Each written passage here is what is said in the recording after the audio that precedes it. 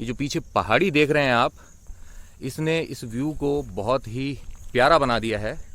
ये जो देख रहे हैं आप, यही है हमारा सफारी वाला रथ।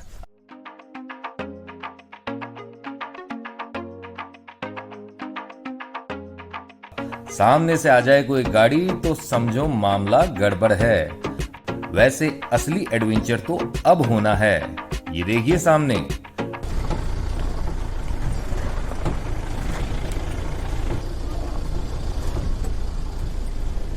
कभी कभी यहाँ पे लेपर्ड की मूवमेंट भी हो जाती है। आगे का सफ़र हमें पैदल ही तय करना है। ये देखिए, ये क्या सांप की नानी थी क्या थी, यहाँ पे घुस गई है इधर। बहुत इच्छा हो रही है मेरी नहाने की, लेकिन वहाँ जाना पॉसिबल बिल्कुल नहीं है। आ पहुँचा हूँ मैं झरने के ठीक ऊपर। यहाँ पे जो है गहराई काफ़ी ज़्यादा है, इसलिए इसके अंदर तैरने का रिस्क नहीं लेना चाहिए बिल्कुल भी। बयाना दुर्ग का प्रवेश द्वार, सुंदर सूर्यास्त का नज़ारा। किसी तरीके का कोई शोर नहीं है, सिर्फ झिंगुरों की आवाज़ें हैं। शांति ही शांति है। इसे मुझे पैक करना पड़ेगा क्योंकि कीड़े आ सकते हैं। ओ जी मैं क्या, नमस्ते अंकल जी, नमस्ते आंटी जी, पहचानिया मेरे को? ओ जी मैं आपका सन्नी सन्नी सन्नी। ओ मैं सनी देओल नहीं हूँ, वो तो आप जानते ही हैं कि सनी तो है अपने पापा और बॉबी के साथ में।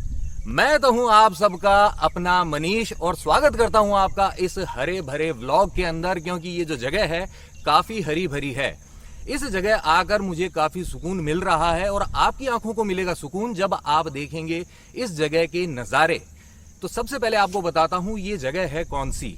ये जगह है एक ऐतिहासिक नगरी के बिल्कुल पास में स्थित, जो कहलाती है बयाना। जी हाँ, जो कही जाती है बाणासुर की नगरी। वैसे तो उत्तराखंड के अंदर भी मैंने आपको एक स्थान दिखाया था, उसे भी कहा जाता था बाणासुर की नगरी। उसका संबंध भी बाणासुर से बताया जाता है। लेकिन ये जो जगह है बयाना, इसे भी बाणासुर की नगरी कहा जाता है। तो ये जानकारी आपके साथ में शेयर करना बहुत जरूरी था।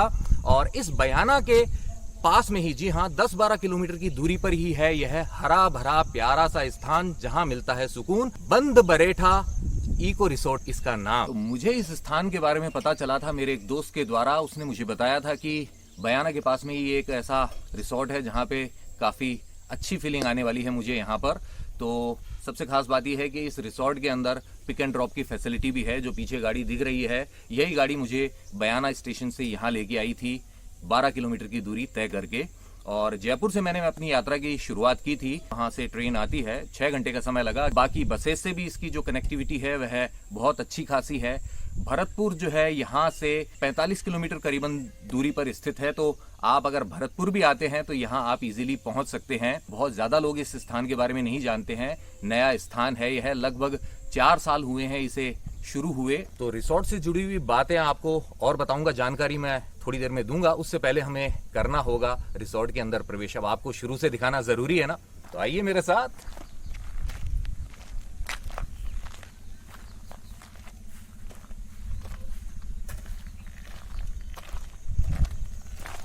जैसे ही हम प्रवेश करते हैं तो हमें दिखता है यह हरा भरा नज़ारा। जी हाँ, पीछे की तरफ जो पहाड़ हैं उन्होंने चुराया है मेरा दिल, क्योंकि मौसम जो है इतना प्यारा हो गया है सुबह सुबह कि गर्मी बिल्कुल नहीं लग रही है। महीना है अभी फिलहाल सितंबर का और मौसम जो है काफ़ी अच्छा है। और ये देखिए आप कैसी है ये प्रॉपर्टी। ये जो पीछे पहाड़ी देख रहे हैं आप, इसने इस व्यू को बहुत ही प्यारा बना दिया है। ये देखिए आप, ये है हरियाली और ये है हरियाली के बीच में बना हुआ रास्ता। ये देखिए, यहाँ के व्यूज को एंजॉय करने के लिए वो व्यू पॉइंट है, वहां भी मैं जाऊंगा, वहां से भी नज़ारा दिखाऊंगा। लेकिन पहले समय हो चुका है पेट पूजा का, तो ब्रेकफास्ट करने के लिए हम चलते हैं। लेकिन आप ये देखिए रिसोर्ट का ये नज़ारा। वहाँ सामने जो आप देख रहे हैं एरिया, वहाँ पे बने हुए हैं रूम्स।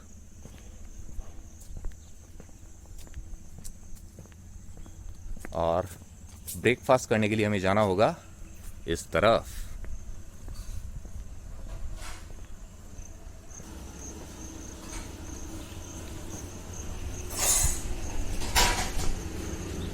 अब फिलहाल ऑफ सीजन है, इसीलिए मैं यहाँ पर अभी आपको अकेला ही दिखाई दूंगा।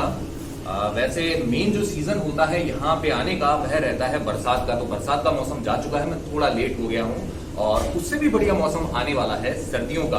और सर्दियों में आप यहाँ आना प्लान क्यों कर सकते हैं, क्योंकि सर्दियों में हमें मिलती हैं बहुत सारी छुट्टियां। जी हाँ, दिवाली के बाद में भी हम लोग घूमने के लिए जाते हैं और न्यू ईयर के टाइम पे भी हम प्लान करते हैं। तो सर्दियों में आपको यहाँ पे बहुत मजा आने वाला है। फिलहाल मैं मजा लूंगा आलू पराठे का।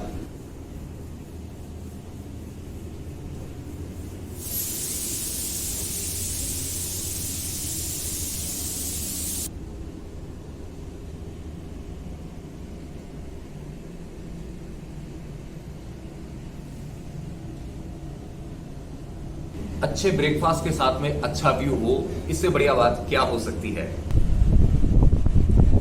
तो आ चुका है मेरा आलू पराठा। जी हाँ, आलू पराठा जो होता है सुबह में आपको अच्छी खासी एनर्जी देता है, लंच टाइम तक ये अच्छा खासा मुझे पावरफुल बना के रखेगा। तो इससे करते हैं शुरुआत, और फिर आपको लेके चलूंगा यहाँ पे जो सफारी होती है रिसोर्ट की तरफ से, वहां पर। तो हो चुका है ब्रेकफास्ट, अब समय है यहाँ पे सफारी करने का। लेकिन वहां जाने से पहले मैं आपको दिखाना चाहूंगा यहाँ पे जो रूम्स हैं वो कैसे हैं, आपको क्या कंफर्ट मिलने वाला है अगर आप यहाँ पे आते हैं तो।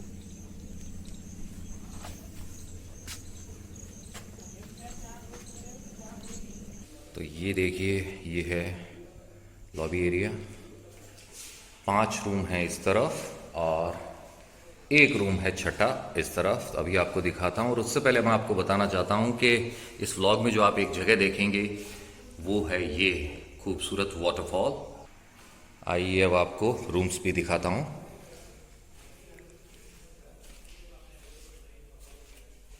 तो यहाँ से भी आप देख सकते हैं बाहर का शानदार नज़ारा। ये देखिए,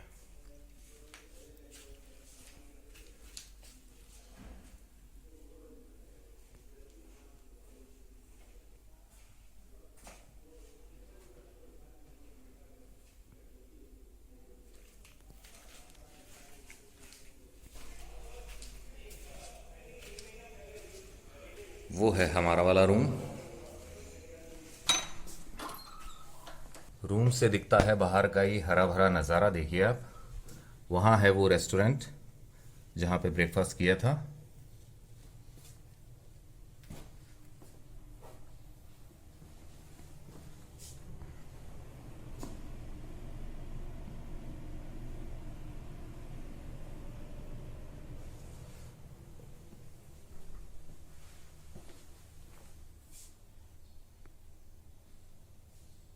तो यहाँ बने हुए हैं इस तरीके से 6 कमरे, 6 रूम्स आर हियर।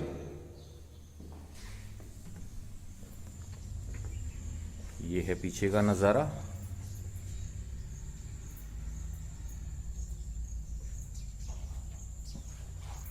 वहाँ पे आ चुकी है सफारी वाली गाड़ी, और ये जो आप देख रहे हैं ये भी एक डाइनिंग एरिया है।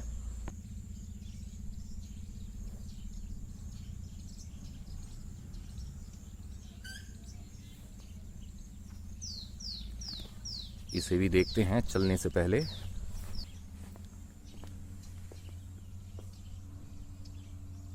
प्राइवेट पार्टी के लिए एक अच्छा खासा स्पेस है ये।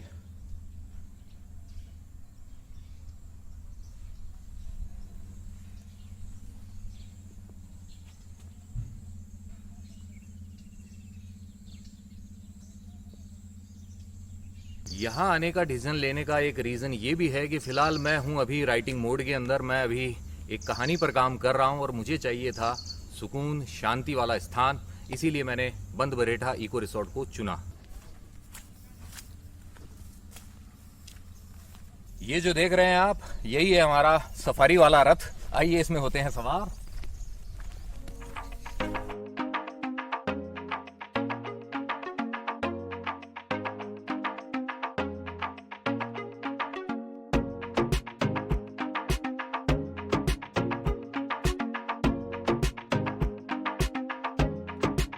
इस तरफ जो आप ये एरिया देख रहे हैं ये डेवलप हो रहा है। यहाँ पे और ज़्यादा बेटर रूम्स यहाँ पे बनाए जा रहे हैं, डेवलप किया जा रहा है इसे।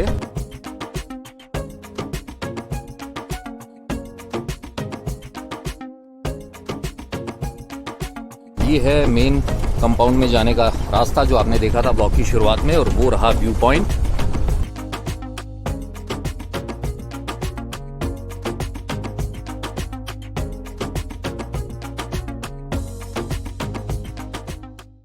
ये है बंद बरेठा इको रिजॉर्ट का मेन एंट्री गेट।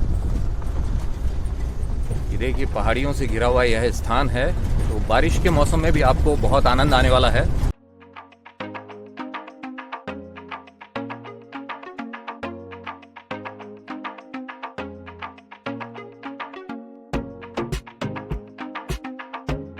लगभग 1.5 किलोमीटर की कच्ची सड़क से अब हम आ गए हैं पक्की रोड पर और बढ़ रहे हैं बंद बारेठा वाइल्ड लाइफ सेंचुरी की ओर, जहां है एक बहुत ही खूबसूरत वाटरफॉल।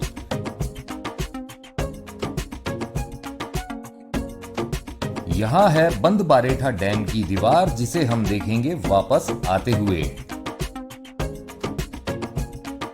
इस तरफ से डैम का एक्स्ट्रा पानी छोड़ दिया जाता है। यहां से देखिए आप डैम की एक झलक। बंद बारेठा इको रिसोर्ट की तरफ से इस सफारी टूर में 4 स्पॉट्स विजिट करवाए जाते हैं। अगर आप देखना चाहते हैं किशन महल और बंद बारेठा डैम, तो इसके लिए आपको पे करना होगा 500 रुपीज पर पर्सन के हिसाब से। अगर इन 2 स्पॉट्स के साथ आप देखना चाहते हैं खूबसूरत वाटरफॉल, तो उसके चार्जेस हैं 1000 रुपीज पर पर्सन। और अगर आप देखना चाहते हैं बयाना फोर्ट, तो उसका चार्ज है 800 रुपीज पर पर्सन। किशन महल और वाटरफॉल इसी रास्ते पर हैं। बयाना फोर्ट का रास्ता अलग है। वाटरफॉल, किशन महल और डैम की इन तीनों स्पॉट्स की सफारी 25-30 किलोमीटर की है, जिसमें आपको विलेज लाइफ भी देखने को मिलती है। फिलहाल देखिए इस सड़क को, जो बारिश के बाद भी अच्छी कंडीशन में दिखाई दे रही है।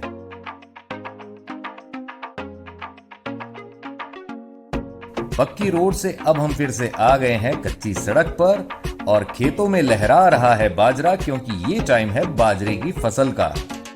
दोनों तरफ बाजरे के खेत और बीच में ये सिंगल लेन वाला कच्चा रास्ता। सामने से आ जाए कोई गाड़ी तो समझो मामला गड़बड़ है। इसे भी इस सफारी का एक एडवेंचर ही समझिए। वैसे असली एडवेंचर तो अब होना है। ये देखिए सामने रोड पर भरा है पानी, समझे जानी। वाटरफॉल तक पहुंचने के लिए इसे तो पार करना ही होगा।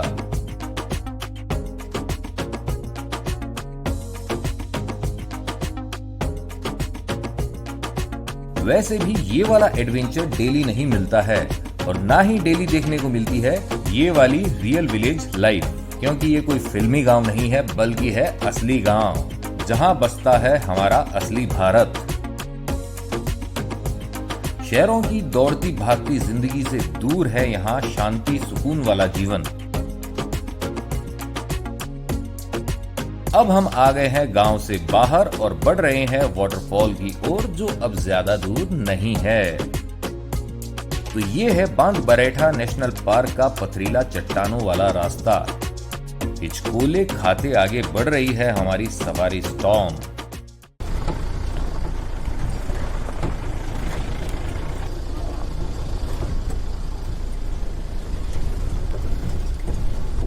वाइल्ड लाइफ सेंचुरी का ही भाग है यह। चट्टाने ही चट्टाने और बीच में हरियाली। सामने वहां 2 मंदिर दिखाई दे रहे हैं।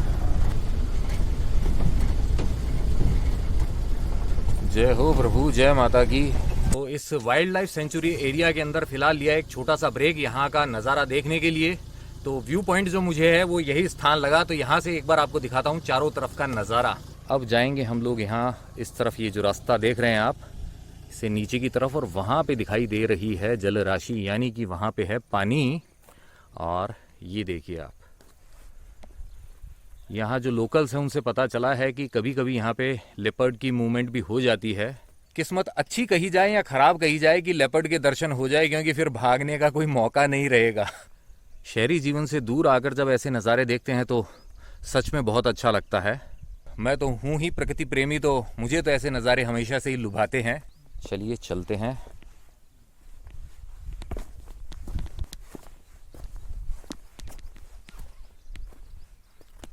आगे का सफ़र हमें पैदल ही तय करना है। ये देखिए, ये क्या सांप की नानी थी क्या थी, यहाँ पे घुस गई है इधर। वहाँ आगे की तरफ जाना है। और ये देखिए आप, बहुत सारे लोग जो हैं इसका मज़ा ले लेते हैं और उसके बाद में फेंक जाते हैं। इसको अपने साथ ले जाएं तो कितना बढ़िया रहे। प्लास्टिक वैसे भी 400 450 साल तक ख़त्म नहीं होता है, ऐसा मुझे ध्यान है। रिसोर्ट वाला भाई आगे जा चुका है।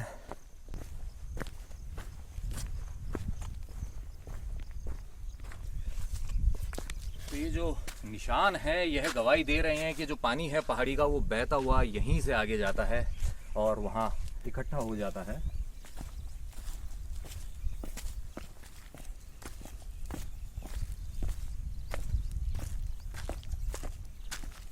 जवानी मस्त है डगर जरा संभल के चलो, ये पत्थरों का है नगर जरा संभल के चलो।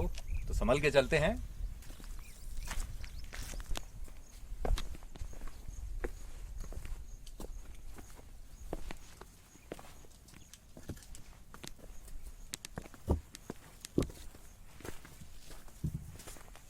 ये देखिए पानी दिखाई दे रहा है आगे, बस पहुंचने ही वाले हैं हम।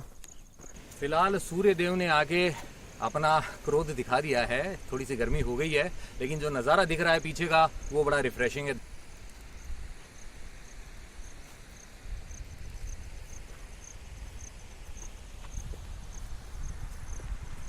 ये देखिए झरने का सुंदर नज़ारा यहाँ चट्टानों के बीच में से।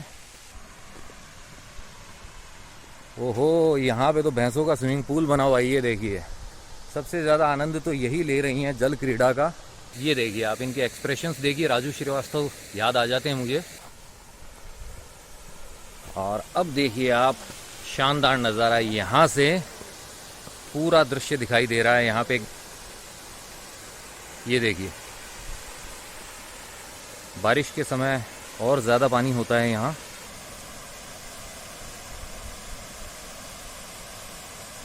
इतना प्यारा ये जो नज़ारा है, इसको देख के नहाने का मन करता है। बहुत इच्छा हो रही है मेरी नहाने की, लेकिन वहाँ जाना पॉसिबल बिल्कुल नहीं है, इसलिए यहाँ से ही निहारना ही ठीक होगा। थोड़ा आगे जाके देखते हैं उस तरफ से कैसा व्यू दिखता है।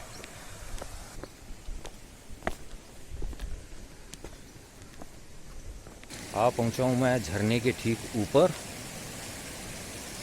ये देखिए यहाँ से गिर रहा है नीचे झरना।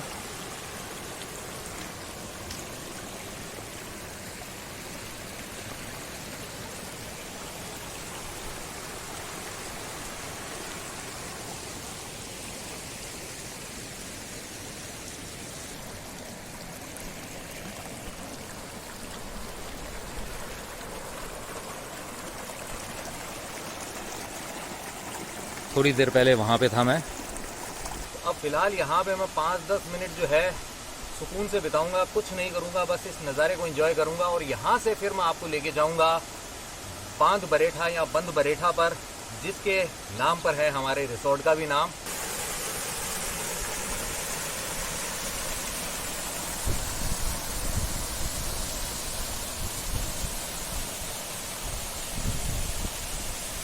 लीजिए आ पहुँचे हम हमारे सफारी यान तक, सफारी कार्ट तक, और आ चुकी है यहाँ पे ढेर सारी बकरियाँ।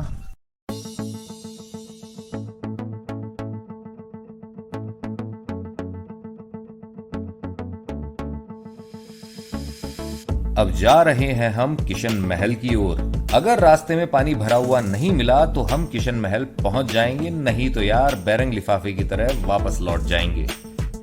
किशन महल का रास्ता भी सिंगल लेन ही है। ये देखिए रोड है ऊबड़ खाबड़, यानी कि फुल ऑन एडवेंचर।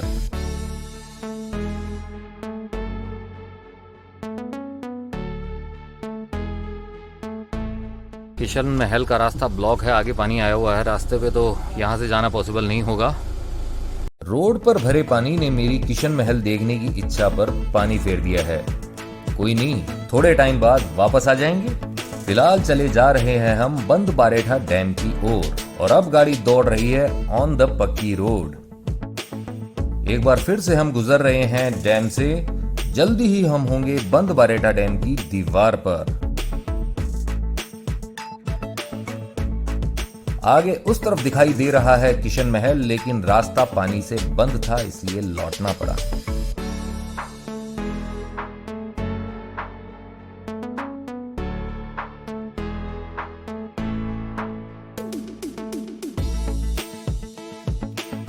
लीजिए फाइनली आ पहुंचे हैं हम बंद बारेठा डैम के ऊपर।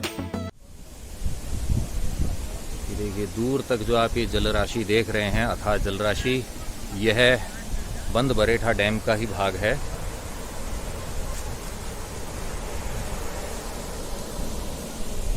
यहाँ पे जो है गहराई काफ़ी ज़्यादा है, इसलिए इसके अंदर तैरने का रिस्क नहीं लेना चाहिए बिल्कुल भी, चेतावनी भी है।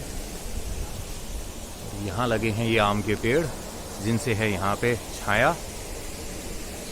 ये देखिए ऊपर छाए हुए बादल। बांध बरेठा डैम है, यह बारेठा गांव जो है उसके बिल्कुल पास में स्थित है, इसीलिए यह कहलाता है बांध बरेठा या बंद बरेठा। और हमारा जो रिसोर्ट है जहाँ पे मैं रुका हूँ उसका नाम भी है बंद बरेठा इको रिसोर्ट, वो इसी के नाम के ऊपर है, इसके पास में है। तो यहाँ का जो नज़ारा है वो आप देख रहे हैं कितना प्यारा प्यारा है। नीचे की तरफ यहाँ पर छतरी टाइप की बनी हुई है, वहाँ से भी देखते हैं कैसा व्यू आता है। तो आइए नीचे चलते हैं।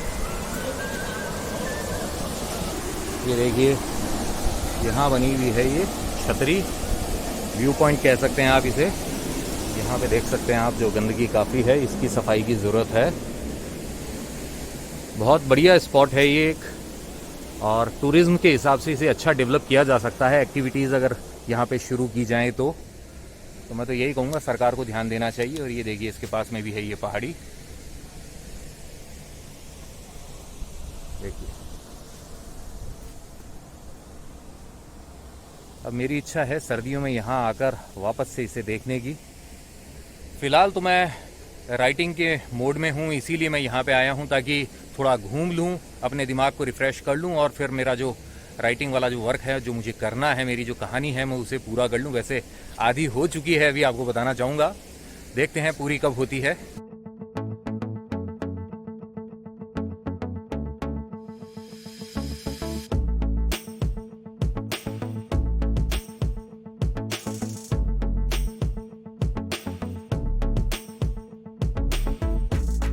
लीजिए, इतनी घुमाई के बाद एक बार फिर लौट आए हैं हम बंद बरेठा इको रिसोर्ट में, क्योंकि टाइम हो गया है खाना खाने का।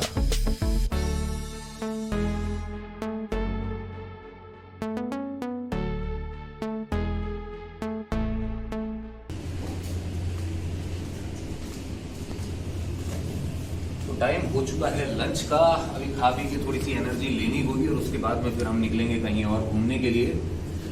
पहले पेट पूजा फिर काम दूजा।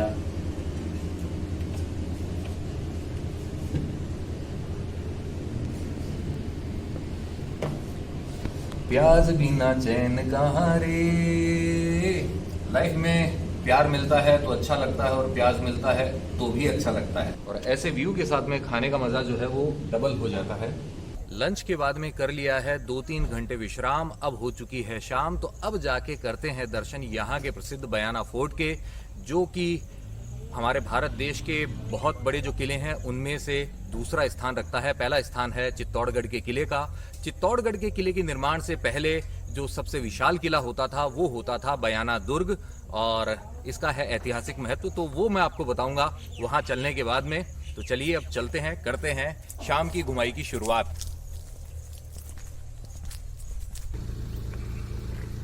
तो चलिए, तैयार है हमारा सफारी रथ, उसी के अंदर जाते हैं।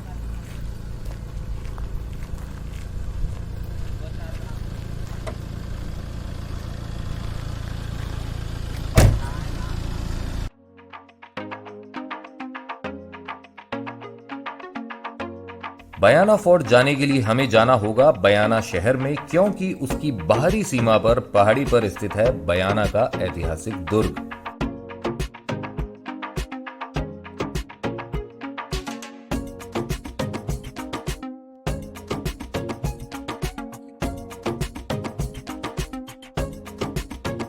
लीजिए, आप पहुंचे हैं हम बयाना शहर में, और यहां से आप देख सकते हैं बयाना सिटी का ये नजारा।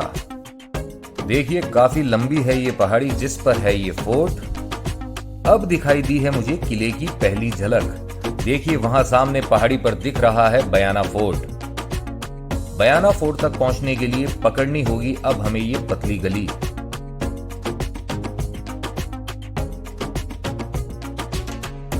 लीजिए, आखिर पहुंच ही गए हम बयाना किले तक, और सामने दिखाई दे रहा है हमारा प्यारा तिरंगा।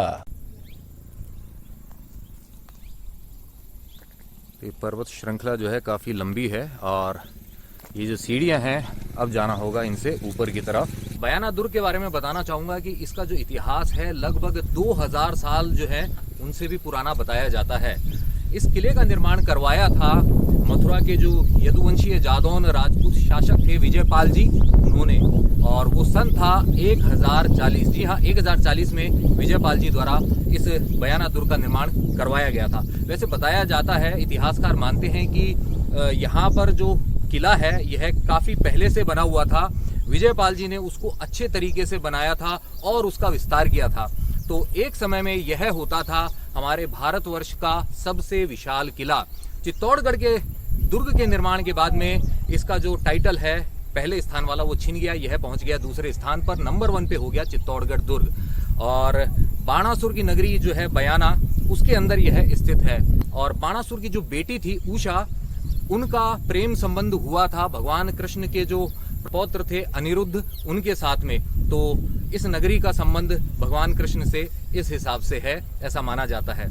और एक खास बात और बताना चाहूंगा कि ये जो बयाना है, इसके पास में ही जो क्षेत्र है वहां पर गुप्तकालीन सोने के सिक्कों का बड़ा भंडार मिला था, जिसे बाद में हमारा जो म्यूजियम है राष्ट्रीय संग्रहालय, उसके अंदर सौंप दिया गया था राज परिवार के द्वारा। गुप्तकालीन सिक्कों में एक सिक्का था सम्राट समुद्रगुप्त का भी। जी हाँ, सिर्फ एक सिक्का था उनके शासनकाल वाला, बाकी जो गुप्त वंश के बहुत सारे सिक्के यहाँ पर मिले थे।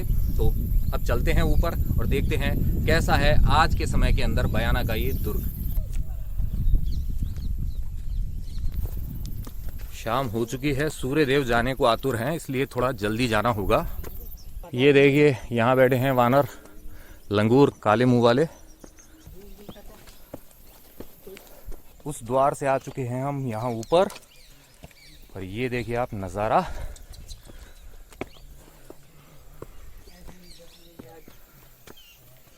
चढ़ते चढ़ते आखिर फाइनली इस दुर्ग के प्रवेश द्वार तक आ पहुंचा हूं मैं। और आप यहाँ पीछे से देख सकते हैं, ऊंचाई का अंदाजा लगा सकते हैं कितनी ऊंचाई पर, पहाड़ी पर यह स्थित है। मानी पहाड़ी के ऊपर है बयाना दुर्ग। वहां नीचे है हमारी सफारी कार्ट, और ये भाई बंदरों को भगाते हुए मुझे यहाँ तक लेके आया है ऊपर। बंदरों का बड़ा आतंक है यहाँ। और सामने है बयाना दुर्ग का प्रवेश द्वार। ये है इस किले की अति प्राचीन दीवार। फिलहाल किले का भ्रमण करके आई हैं ये सारी बकरियां, जो मिला सब कुछ खा के आई हैं, भाई साहब लेके आए हैं। और इसके बारे में जो जानकारी है देखिए, पढ़ने के लिए ऐसे कुछ है नहीं खास। चलिए, हो गए प्रविष्ट लगभग 2000 साल पुराने बयाना दुर्ग में। और ये देखिए आप इसकी दीवार के ये बड़े बड़े पत्थर, ये देखिए आप, ये वाला जो हिस्सा है यह नीचे से दिखाई दे रहा था, सबसे पहले यही दिखा था मुझे।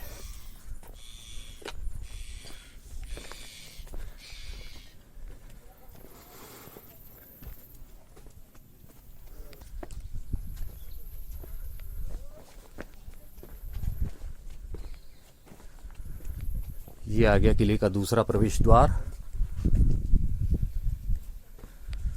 और यह बिल्कुल सुनसान है किला।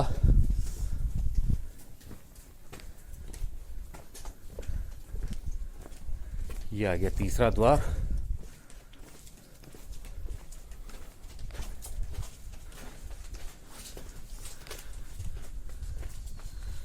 वो रहा चौथा द्वार।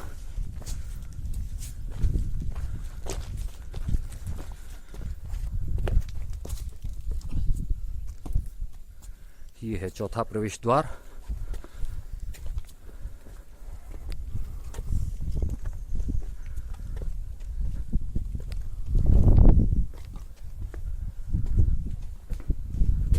ये सैनिकों के लिए होते थे स्थान, जो सुरक्षा करते थे। और यहाँ लगा हुआ है एक बड़ा सा घंटा।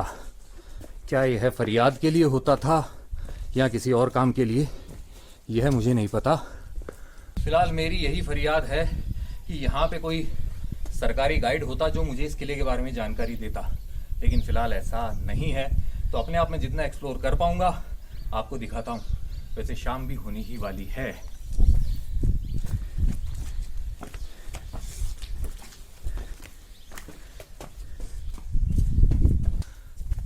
काफी जीर्ण शीर्ण अवस्था में है यह अति प्राचीन किला। मोर महोदय के दर्शन हुए हैं यहाँ, और यहाँ ध्वजा पे है महादेव जी। जी हाँ, यह मंदिर ही है, सामने विराजमान है भोले बाबा। जय हो महादेव जी की।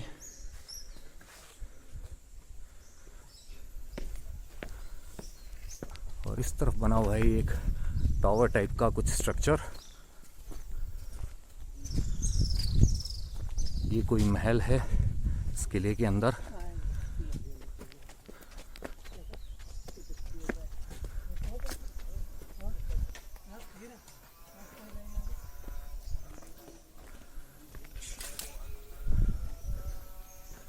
लाल पत्थर का ही प्रयोग किया गया है, आप देख सकते हैं, जो इस इलाके की विशेषता है।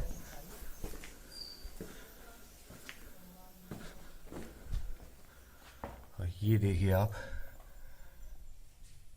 इस भवन का अंदर का नज़ारा। चमगादड़ की आवाज़ आ रही है मुझे।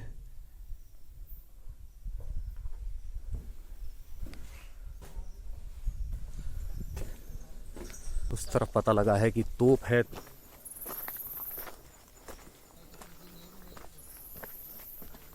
ये देखिए, टूटी हुई है शायद यह मीनार। वो जो आप स्तंभ देख रहे हैं उसे भीमलाट कहा जाता है, उसका भी ऐतिहासिक महत्व है। और सूर्यदेव नीचे जाने वाले हैं, तो जल्दी से ही देखना होगा, जितना एक्सप्लोर कर सकते हैं अभी अंधेरा होने से पहले। ये देखिए,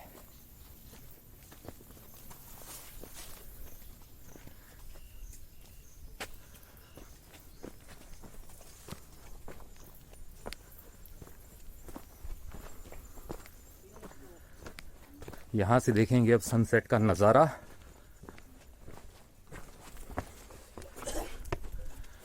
ये देखिए, ये है प्राचीन कालीन तोप जो करती थी इस दुर्ग की सुरक्षा। ये देखिए, देख सकते हैं आप। और यहाँ है सुंदर सूर्यास्त का नज़ारा।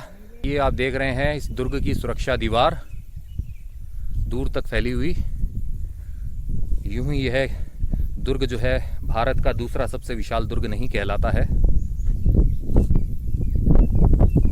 इस दुर्ग से जुड़ी हुई खास बात एक यह भी है कि यहाँ इस किले में ही हुआ था राजस्थान का पहला जौहर। जी हाँ, 1045 के अंदर अबू बकर शाह कंधारी के साथ में हुआ था विजयपाल जी का युद्ध, जिसमें हुई थी उनकी हार। और उसके बाद में यहाँ पे जो राजपूत क्षत्राणियां थी, उन्होंने किया था राजस्थान का पहला जौहर। राजा विजयपाल जी की मृत्यु के बाद में यहाँ पर अधिकार हो गया था मुस्लिम शासकों का। और बाद में जो है यहाँ के जो शासक थे, उन्होंने इस किले को मुस्लिम शासकों से फिर से छीना। फिर मुगलों का अधिकार हुआ। फिर बाद में यहाँ पर जाट शासकों का भी शासन रहा था। तो इस तरीके से बहुत सारे जो राजवंश है, उन्होंने एक के बाद एक इस किले के ऊपर अपना अधिकार किया था। और समय बीतने के साथ में आज यह किला इस अवस्था में है। तो 2000 साल पुराना इसका इतिहासकार मानते हैं। और ऐसे प्राचीन स्थान पर आकर मुझे बहुत अच्छा लग रहा है। फिलहाल हवा जो है बहुत अच्छी चल रही है। हो सकता है कुछ डिस्टरबेंस इस हवा के कारण आपको सुनाई दे, तो उसे बर्दाश्त कीजिएगा। वैसे अंधेरा हो चुका है, मुझसे हो गई थी ये गलती। मैंने सोचा था कि शाम को यहाँ एक्सप्लोर करूंगा तो अच्छे तरीके से कर पाऊंगा, लेकिन रिजॉर्ट से यहाँ आने में लग गया मुझे समय। और सूर्यदेव जो है वो नीचे जा चुके हैं।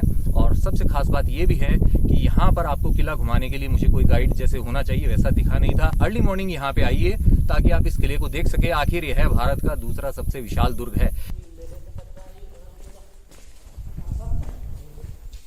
आ गए फिर से इस घंटे तक। एक बार यहाँ से देखिए आप ये दृश्य।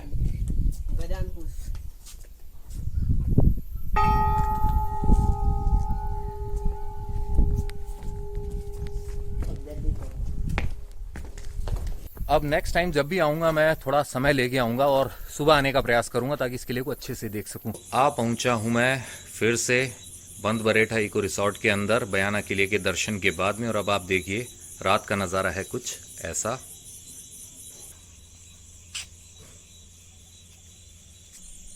मॉर्निंग के अंदर आप अच्छे से देखिएगा, मैं जब यहाँ साइकिलिंग भी करूँगा थोड़ी सी। रूम के अंदर मैंने स्टे कर लिया, वहाँ का आनंद ले लिया। आज मेरी इच्छा थी कि मैं थोड़ा सा कैंपिंग का मज़ा लूँ, तो यहाँ पे मैंने बात की और मेरे लिए यहाँ पे हो गया है कैंपिंग का इंतज़ाम। कैंपिंग का मज़ा मैं पहले ले चुका हूँ हिमांशु के साथ में उत्तराखंड के अंदर, जब मैं गया था नंदी कुंड ट्रैक के ऊपर, और उसके बाद में आज ये दूसरा मौका है जब मैं कैंपिंग का आनंद ले रहा हूँ। अब यहाँ पे देखिए किसी तरीके का कोई शोर नहीं है, सिर्फ झिंगुरों की आवाज़ें हैं, शांति ही शांति है। इसे मुझे पैक करना पड़ेगा क्योंकि कीड़े आ सकते हैं। तो अगर आप भी यहाँ पे कैंपिंग का मज़ा लेना चाहते हैं तो इसके जो चार्जेस हैं या रूम्स के जो चार्जेस हैं मैं आपको नेक्स्ट मॉर्निंग में बताऊंगा आराम से। गुड मॉर्निंग, सुप्रभात। रात्रि के बाद में अब हो चुकी है दूसरी सुहानी सुबह की शुरुआत और मैं घूम रहा हूँ यहाँ पे बंद बरेठा इको रिसोर्ट के अंदर। और आज सच में मौसम जो है बहुत ही सुहाना है, हर तरफ छाए हुए हैं बदरा, जी हाँ कारे कारे बदरा। कब बारिश हो जाए यह पता नहीं है। और इस खुशनुमा सुबह का मैं मज़ा ले रहा हूँ यहाँ पर। जैसा कि मैंने आपको पहले कहा था कि यहाँ पर है एक व्यू पॉइंट और मैं दिखाऊंगा आपको उस व्यू पॉइंट से इस रिसोर्ट के आसपास का नज़ारा, जो पहाड़ी है प्यारी प्यारी, उसे देखते हैं। आइए सबसे पहले वहीं चलते हैं। वो रहा व्यू पॉइंट।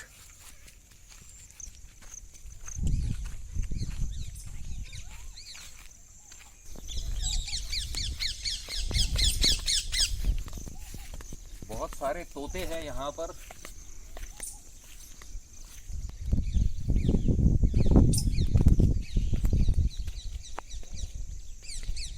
लीजिए, आ पहुंचे हैं हम इस व्यू पॉइंट पर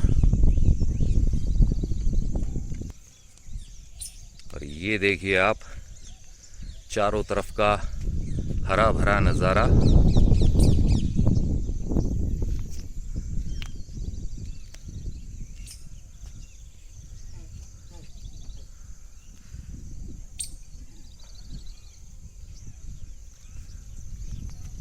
वो जो आप उस तरफ देख रहे हैं स्ट्रक्चर, वहाँ पे नए रूम्स का निर्माण चल रहा है अभी। और उस जगह है मेरा रूम। ये वाला जो एरिया है किचन वाला डाइनिंग एरिया है।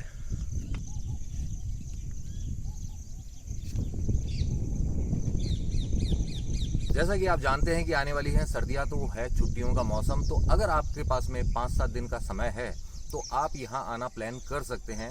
2 से 3 दिन यहाँ पर आप रुक के एंजॉय कर सकते हैं। बयाना के जो आसपास के जो स्थान है, प्रमुख स्थान जो मैंने आपको इस ब्लॉग में दिखाए हैं, आप वहाँ जा सकते हैं। और उसके बाद में आप सोचते हैं कि बाकी के दिन आप क्या करें, तो यहाँ पर आसपास बहुत सारे बढ़िया स्थान है। जैसे कि भरतपुर का जो घाना पक्षी विहार है वो देख सकते हैं। भरतपुर का लोहागढ़ फोर्ट है, आप वो देख सकते हैं, क्योंकि भरतपुर की यहाँ से दूरी जो है लगभग 45-46 किलोमीटर ही है। तो आप वहाँ जा सकते हैं। साथ ही आप यहाँ रुकते हुए और दूसरी जगह जाना चाहे तो आप विजिट कर सकते हैं करौली का प्रसिद्ध मदन मोहन जी का मंदिर, और साथ ही वहाँ पे जो कैला देवी माता का मंदिर है आप वो भी देख सकते हैं। आगरा की दूरी भी यहाँ से बहुत ज़्यादा नहीं है। तो अब आप पे डिपेंड करता है आपके पास कितने दिन है, आप कैसे प्लान करना चाहते हैं। वैसे यहाँ पे आके आपको सुकून मिलेगा, ये मैं आपको गारंटी दे सकता हूँ, क्योंकि माहौल ही यहाँ पे ऐसा है, शांति है। एक जो कहते हैं ना प्राकृतिक वातावरण जो आप चाहते हैं शहरी भीड़ भाड़ से दूर, वो आपको यहाँ पे मिलता है। तो बच्चे भी खुश, बड़े भी खुश, और क्या चाहिए, है ना। मैं भी आज जो है बस आपको जो रूम्स की इन्फॉर्मेशन दूंगा अभी, और उसके बाद में करूँगा इस ब्लॉग को एंड, क्योंकि मौसम इतना बढ़िया हो चुका है कि मेरा जो राइटर जो है अंदर का वो जाग चुका है। जो मेरी अधूरी कहानी है मैं उसको पूरा करूँगा।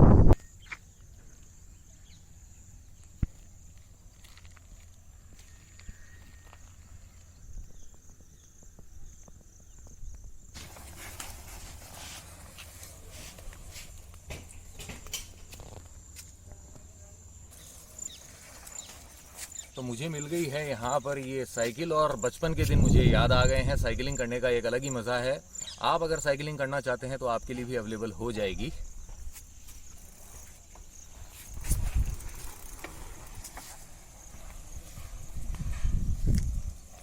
सुहाने मौसम ने मुझे मजबूर कर दिया है यहाँ इस ओपन एरिया के अंदर ब्रेकफास्ट करने का। तो आज जो नाश्ते का मज़ा है यहीं पे होगा। आप देख रहे हैं ना, कितना बढ़िया नज़ारा है फिलहाल। तो करते हैं अब ब्रेकफास्ट की शुरुआत।